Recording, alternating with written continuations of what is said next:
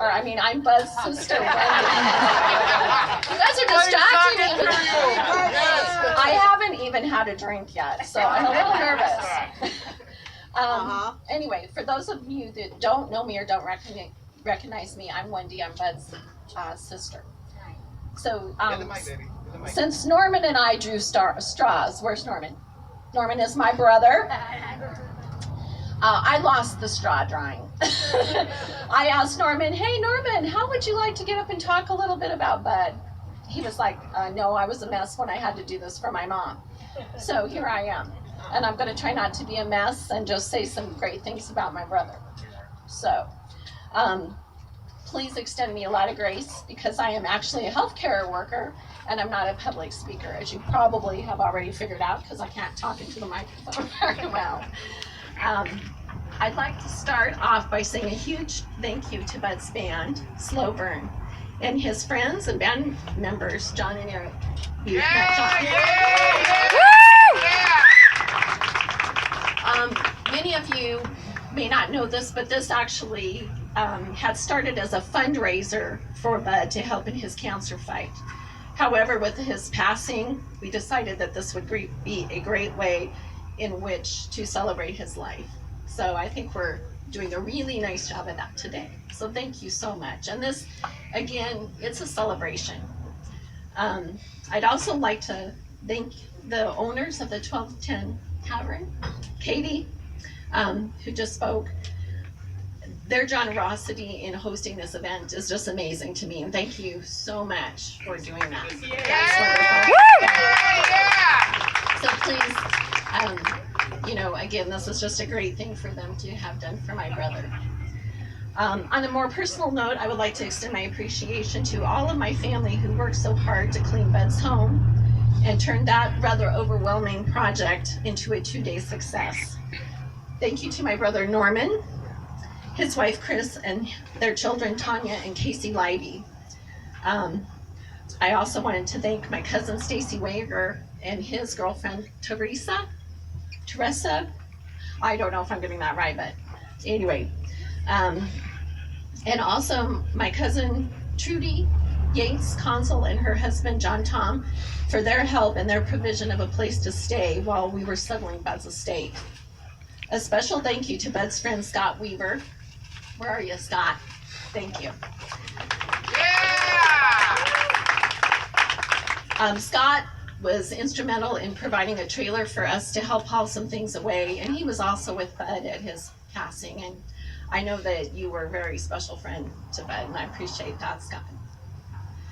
And a special, very special thank you to you, John, for making sure that Bud's drum set was packed, and I know that you're going to find a good home for it.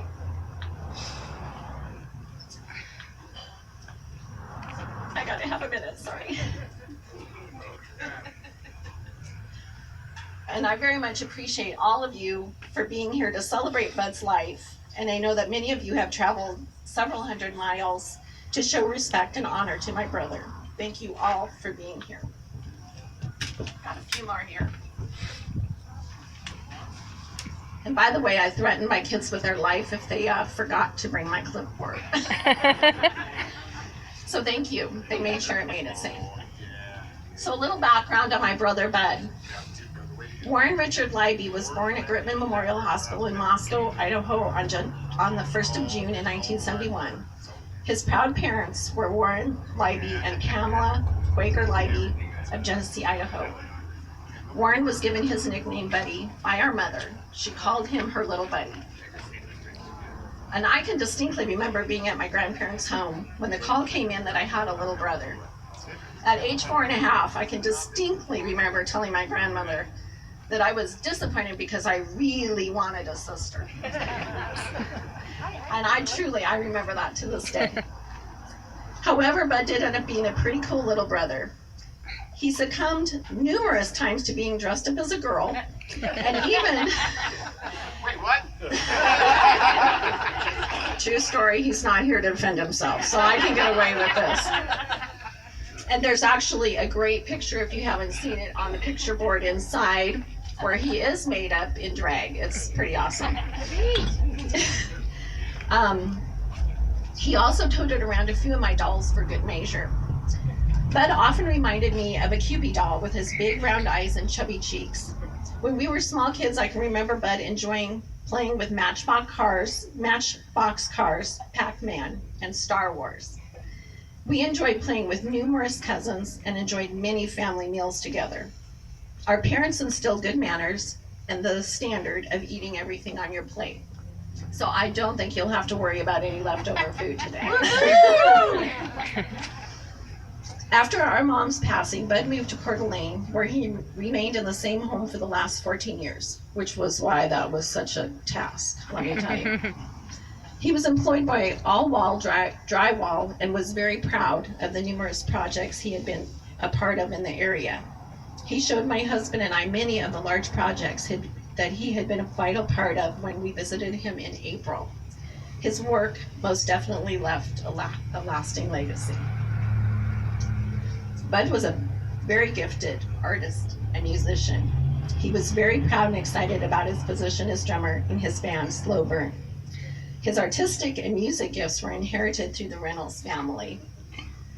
At around age 10, Bud began playing drums with our Uncle Frank Reynolds. Bud's passion for music